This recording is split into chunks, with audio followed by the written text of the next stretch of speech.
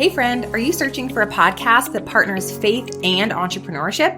A toolkit of tactical how-tos to start or grow your online business God's way?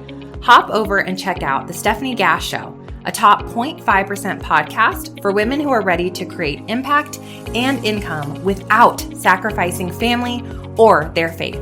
Listen in to over 500 episodes on biblical business training, clarity on your niche, podcasting, monetizing, and so much more. That's STEPHANIEGASS, The Stephanie Gass Show. I pray it blesses you. Good morning, my friend. Early in the morning on 9 September 2022. Hope you're doing well. It's 30 good decisions. We've been talking about different ways to make decisions about what you're going to do on a given day or a given month or week or whatever, and just kind of focusing our idea that every day we should be making at least one good decision. Now, beyond the normal day-to-day things that we all do that are good, just make a decision that's going to change the arc of how your day plays out or how your impact plays out or how your influence on someone else plays out. Just making good decisions. We've been talking about all kinds of different things.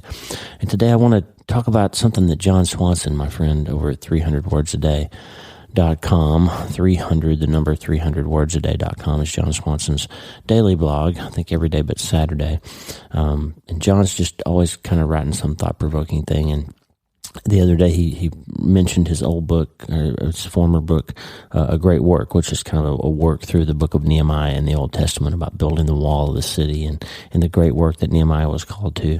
And John did a little post a week or two ago that was just about how do you tell if a work is great, and how do you tell if it's for you? And then in the same day that I read that, James Clear's weekly blog, which if you're not reading James Clear, he wrote a book called Atomic Habits, which is really helpful for just kind of organizing your habits and your productivity and your systems in your life to help you be more productive. And James Clear's blog had a little thought about this sort of idea about doing great things on the same day that I read that. And it's just kind of something I wanted to bring to you, and it kept getting busy and busy. And I've got surgery early again today. It's the fourth week in a row that we've had to do an extra surgery day. And so I don't have much time this morning because the old day job is interfering. But I want to bring you this one thought, just one quick little thought, in a new song from Tommy Walker that he just released yesterday. Rest, Sweet Rest is one of the soulful scripture songs that he's released. So I want to finish with that. And we'll just use this sort of as a little thought process filter for you to have today as you go through your day and you're trying to make good decisions. This will be one to kind of help you decide on some great things that you might be able to decide on and do with your life. And the good news about all that is you can use these things to help change your mind about the work of your hands and the way that you engage with the world in a given day and how you follow your dreams and your passions and all those things. And this should be a little quick little thought process to guide you a little bit. And we'll finish with Tommy's new great song, Rest, Sweet Rest. And as always, Lisa's going to tell us how we can do that starting today. Hey, are you ready to change your life? If the answer is yes, there's only one rule. You have to change your mind first. And my friend, there's a place where the neuroscience of how your mind works smashes together with faith and everything starts to make sense. That place is called self-brain surgery. You can learn it, and it will help you become healthier, feel better, and be happier. And the good news is you can start today. Thanks, Lisa. Hey, so glad to have you listening today. I'm Dr. Lee Warren, and I live in Nebraska in the United States of America with my incredible wife, Lisa, my father-in-law, Tata, and the super pups, Harvey and Lewis. I'm a neurosurgeon and an author, and I'm here to help you harness neuroscience, the power of your brain, faith, the power of your spirit, and good old common sense to help you lead a healthier, better, happier life. Listen, friend, you can't change your life until you change your mind, and I'm here to help you learn the art of self-brain surgery. To get it done, you can get the show notes and more at drleewarren.podbean.com. That's drleewarren.podbean.com. And if you like the show, please subscribe so you never miss an episode, and tell your friends about it. If you tell 2 or 3 friends this podcast was helpful to you, imagine how much good we can all do around the world together. I'm Dr. Lee Warren, and I'm here to help you change your mind so you can change your life. Let's get after it.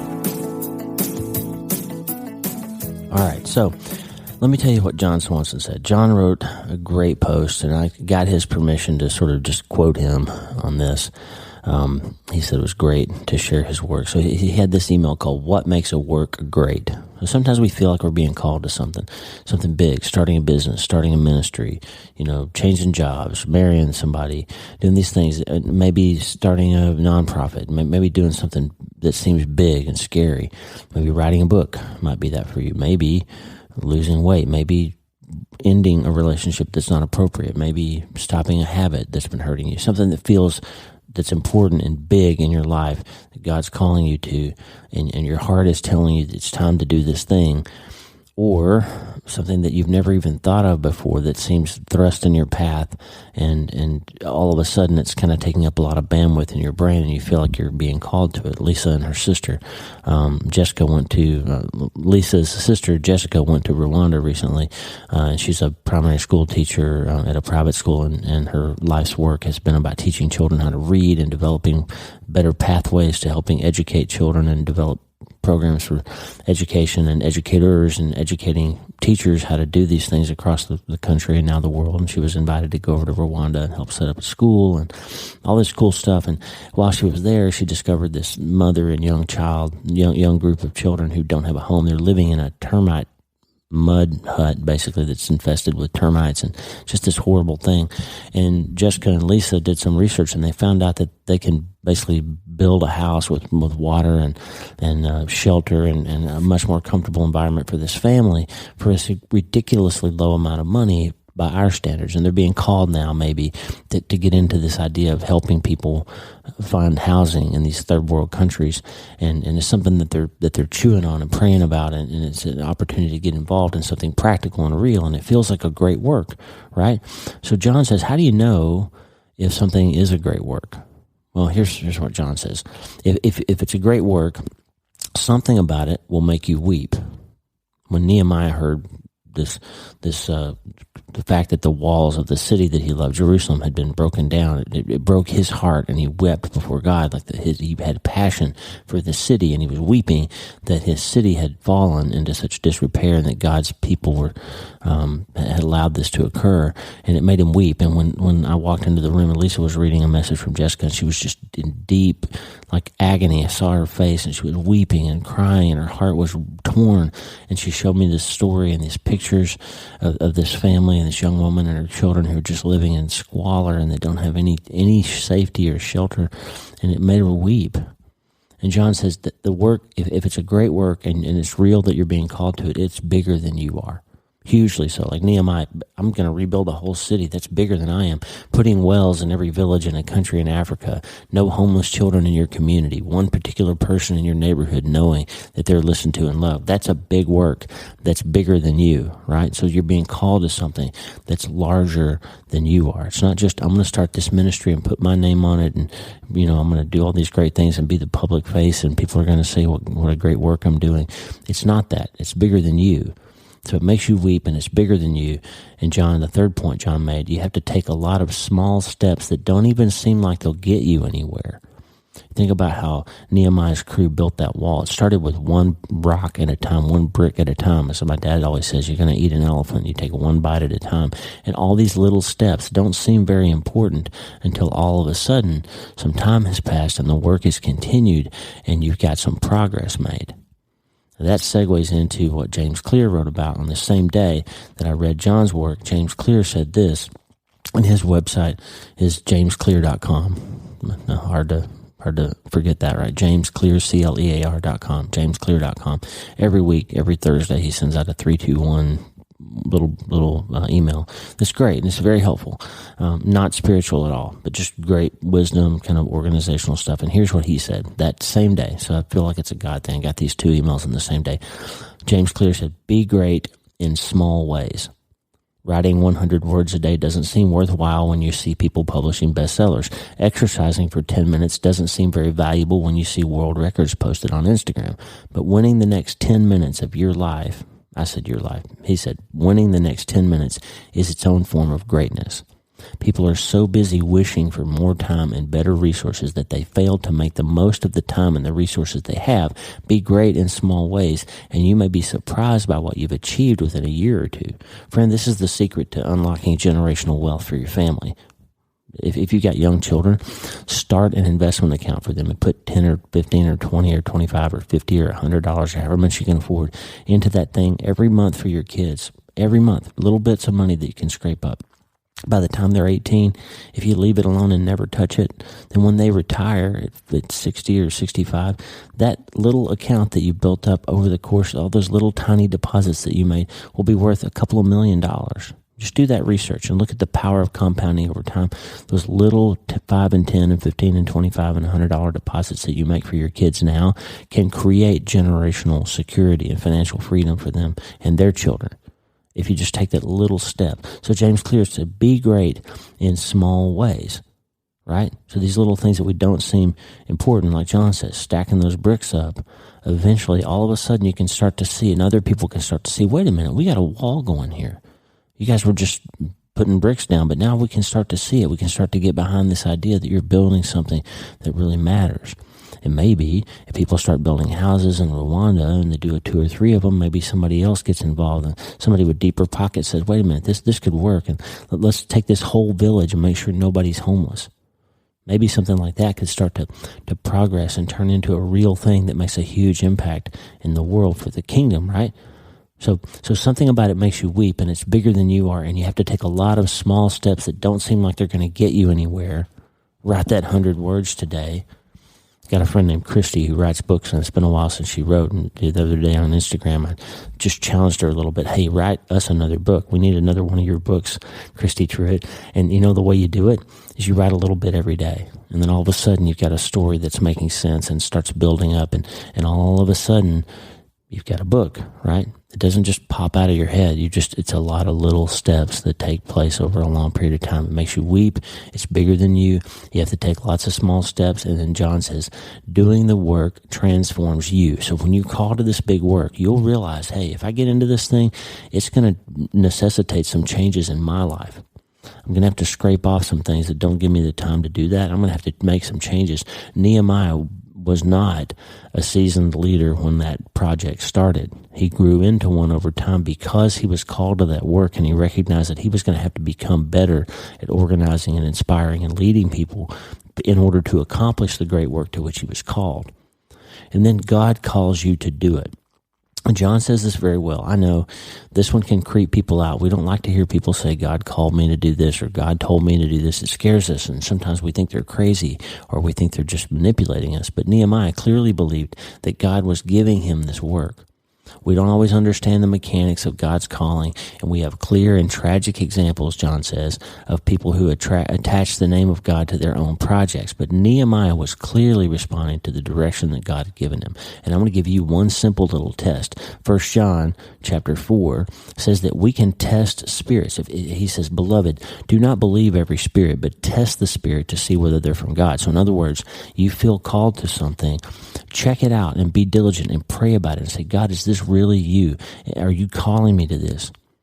John says many false prophets have gone out into the world claiming that they're from God. By this you know the Spirit of God. Every spirit that confesses that Jesus Christ has come in the flesh is from God, and every spirit that does not confess Jesus is not from God. And this sounds kind of murky and hard to understand if you're not into spiritual things, but what he's basically saying is, if you put it before God and you pray about it and you say, God, infuse this, make it possible only if it's for you, only if it's from you, only if it's real, only if you're calling me to it.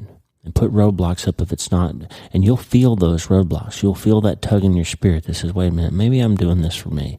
Maybe this isn't really where I'm supposed to invest myself. And you'll know the difference between God's leading and his opposition and sort of a false leading or false roadblocks that come along, because there's always going to be opposition, right? You'll know in your heart, this is a challenge I can overcome, or I'm being told here that this is a no. I'm not supposed to follow this. You'll know. It's pretty clear. If you put yourself and test that spirit, pray about it, fast about it if you need to, think clearly through it. Don't just jump on everything that feels like it might be a good opportunity. So God calls you to do it. And John says, it matters enough that you ache when you can't accomplish it quickly enough. And it's big enough that you can't accomplish it quickly enough. That's really important. So you hurt for it, you long for it, you have passion for it, you want those kids to have a better place to live, and you know it's going to take time to do it right. So you're not going to just rush into it. And it hurts you that it's going to take time, but at the same time, you know you have to do that work properly. Those guys building that wall, if they didn't, put the cement down right, if they mixed it too thin, if they cut corners or didn't do the job right and got those walls up quickly, then they would fall down, right? If you don't do it right, you're not going to accomplish what God's calling you to, and the great work that you've been called to will not be great, and it won't honor Him, and it won't accomplish its purpose because you didn't do it right. You went too fast. So it hurts you that you can't go fast enough, but you know you've got to take the time to get it done. John says every day working on a great project excites you, drains you, and some days blesses you. And this is an important one. The work is not about you. It's a tough one. The great work is about somebody else, about other things. It's about a bigger mission than you. It's not about you. I'm losing weight, but it's not a great work if I do that. My weight loss goal is not a great work I'm being called to, right? Now, it may be me getting more fit so I can have more stamina, so I can serve people better, so I can accomplish more, so I can work harder and achieve more and live longer and inspire more people, or whatever. Maybe me changing my lifestyle will inspire other people to do so. Maybe that is a great work, right? But it's not about me in that context. John says it takes so long that you can't do it in a day, but the choices of each day matter in whether you can get it done. Hey friend, are you searching for a podcast that partners faith and entrepreneurship? A toolkit of tactical how-tos to start or grow your online business God's way? Hop over and check out The Stephanie Gass Show, a top 0.5% podcast for women who are ready to create impact and income without sacrificing family or their faith. Listen in to over 500 episodes on biblical business training, clarity on your niche, podcasting, monetizing, and so much more. That's STEPHANIEGASS, The Stephanie Gass Show. I pray it blesses you. Can't do it in one day, but the choices you make, like James Clear said, be great in small ways. So make those good daily choices, those good daily decisions, those 30 good decisions, if you will, as I'm talking about this month. This is why we're talking about this today. It takes so long. You can't do it in a day, but the choices of each day matter in whether you can get it done. And every day you have to choose to take those steps we mentioned earlier. Every single day, put those bricks down. Make sure they're square. Make sure that wall's going up the right way. Every day. Great things in small ways. And finally, two more. You may not know anything about how to do the work. That Nehemiah was called to do something he had never done before. Lisa's never built a house in Africa before. Jessica's never done that before. That you're being called to something big. You know it's not about you. You know it's going to take time. You know you're going to have to transform yourself to get it done and to be able to be malleable enough to God that you've got to change because you have no idea how to do this thing you're being called to do. You have no clue how to do this, but you're being called to it. It may have nothing to do with your job that you do currently for a living. In fact, it may cause you to leave your job or start a new job, learn how to do a new thing. And the final one, you cannot not do it. Once you know you're called to it and you know it's bigger than you, it's not about you, it's a great thing God's calling you to. It's going to take time. It's going to take transformation in your heart. It's going to take the ability for you to learn how to do something different than you've ever done before. Then you can't not do that. You've got to do that thing. And you know with all your heart that you got to be fully all in, making that decision to go for it and get after it. There's a story from the Civil War. We told it before on the podcast. Joshua Lawrence Chamberlain and his men are on top of Little Round Top, and the rebels are coming. They're vastly outnumbered. They're out of ammo. And they've got to hold that high ground or the battle's going to be lost. And Chamberlain said later in his life, after he called for a bayonet charge, and they charged down the hill, and 80 or so Union soldiers captured several thousand Confederate soldiers and turned the tide of that battle and won the hill and kept the high ground and overcame. And Gettysburg was won and not lost, and it changed the whole flavor and course of the Civil War. And that's why we have one United States and not two countries here, because that battle was really a turning point in the war. And Chamberlain later in his life said, I had an inability to do nothing. I just couldn't sit there and surrender or retreat. I had to do something. And that's what John says. You can't not do it. Once you know this is the great work to which you're called, you can't not do it. So John Swanson inspired that. I hope it's helpful to you. And I want to give you one more thing to think about. So we're making good decisions. Hebrews chapter 12, the first verse. We've talked about this before. Therefore, since we are surrounded by such a great cloud of witnesses, let us throw off everything that hinders and the sin that so easily entangles, and let us run with perseverance the race marked out for us, fixing our eyes on Jesus, the pioneer and perfecter of our faith. So listen, I always lump these things together. Let us throw off everything that hinders and the sin that so easily entangles. And in my mind, I've always lumped both of those into I got to get rid of sinful behavior category. Everything that hinders and the sin that so easily entangles. But there's two things here. There's an and. Everything that hinders, he says, if you want to run this race, you need to cast off everything that hinders and the sin that so easily entangles. There's two things, which means not everything that hinders you in your race or in accomplishing your great work or in making a good decision, not everything that hinders you is sinful. Let that sit in for a minute. There's some things that are holding you back from being as productive or as successful or as at peace or as happy or as God-honoring or as mission-oriented as you can be, but they're not sinful. They're just sucking out your bandwidth. There's some things you're involved in that you don't need to be involved in, that you're just saying yes to. No is an okay word. You can say no to things if it's not on mission for you. The holy no, I've called it. No is a complete sentence, our friend Dean Lucado used to say. So this is wisdom here. You're running a race. You're being called to something big. You've got a great work ahead of you, or maybe a whole bunch of small works. And there's greatness in accomplishing those small things. And God's calling you to it. And he's saying, hey, you've got some stuff in your life that's holding you back. Maybe it's not sinful. Maybe you just are overscheduled. Maybe you need to learn how to rest. Maybe you need to learn how to get more sleep at night so you can be more focused the next day, so your memory will get better, your health will improve. Maybe you need to exercise more. Maybe you need to cut out some of the extracurricular activities that you're engaged in. Maybe you've got some friendships that are draining you, that aren't helping you, and it's time for a different season in your personal relationships. Maybe you've got too many things going on financially and you're overtaxed. Maybe. So think and pray about that. What's a good decision you could make to help you cast off something that's hindering you? That's not sinful. I'm not saying you got to get the needle out of your arm, get out of the crack house. That's not you. If you're listening to this podcast, you're probably not in that situation. So this is not necessarily some sinful thing that we're talking about. It's just something's hindering you. Something's holding you back. So cut it out. Cast it off. Get rid of it. That's a good decision you could make today, friend. And sometimes that decision is just to rest a little bit and let God clear your mind. Let him minister to you by getting a little bit less hectic in your life. You're being called to a great work. Maybe it's not that season for you, but maybe you're being called to a whole bunch of smaller things or a single smaller thing that's just the right thing for you in this moment, that God is going to help you accomplish God's task and purpose and plan for your life. Maybe you need to rest. Tommy Walker's going to sing Rest, Sweet Rest for us. I'm going to play it after the outro here in just a minute. It's a great new song, TommyWalkerMinistries.org. Check it out. The video's on there. Just a great song. And it'll help you just get this idea of sometimes you need to rest and refocus and reset and reframe and recharge and recreate yourself. And that's a good decision that you could make too.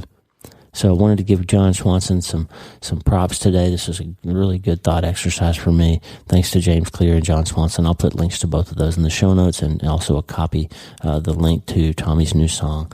But just give an opportunity for yourself to evaluate the work that you feel you may be being called to today. Make some good decisions for your life. Think about the things that you could do the rest of September as we prepare for the fourth quarter of this year that would help you to be everything that God wants you to be, to change your mind and change your life, to become healthier and feel better and be happier and leave a mark and tell a good story with your life. And of all those things that you could do, the best one, my friend, is that you could start today. Hey, thanks for listening. The Dr. Lee Warren podcast is listener supported. Check out patron.podbean.com/Dr. Lee Warren. That's patron.podbean.com/Dr. Lee Warren. Patrons and partners get free books, transcripts, special patron-only episodes, and more.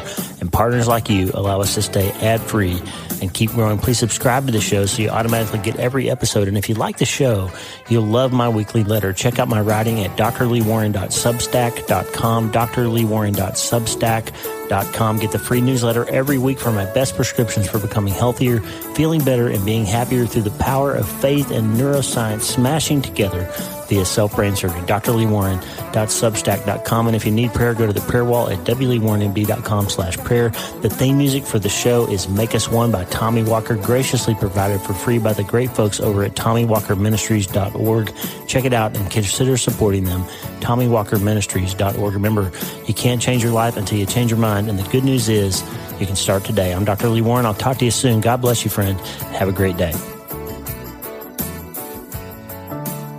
Matthew 11:28 says, "Come to me, all who are weary and burdened, and I will give you rest."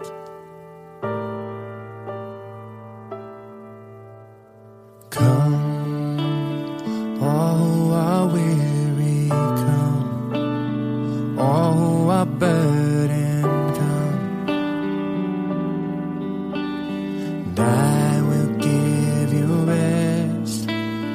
Come, all who are tired, come, all who are worried, come, and I will give you rest.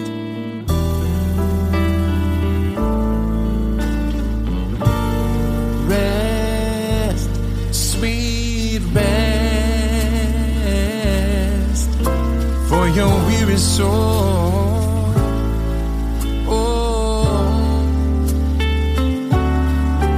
Oh, rest, sweet rest, where you feel no more,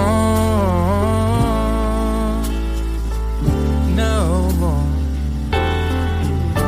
Oh, peace and deepest rest, when you bow your knee, oh, set your gaze on me.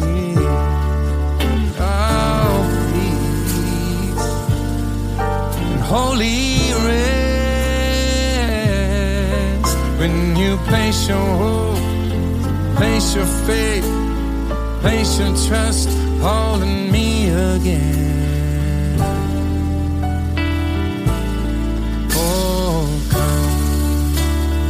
All who are weary, come. All who are burdened, come.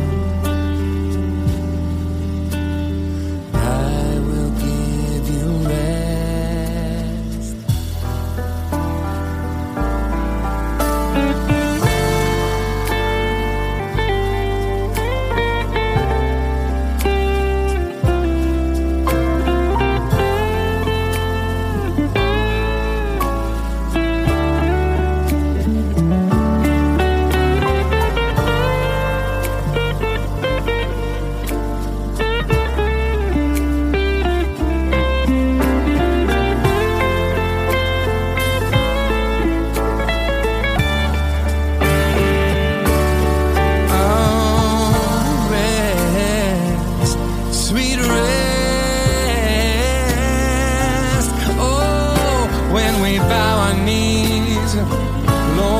Set our gaze on thee,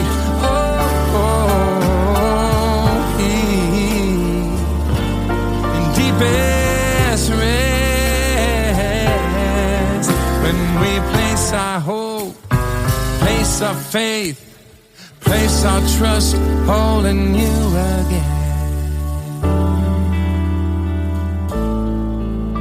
Oh, come, all who are weary, come, all who are burdened, come,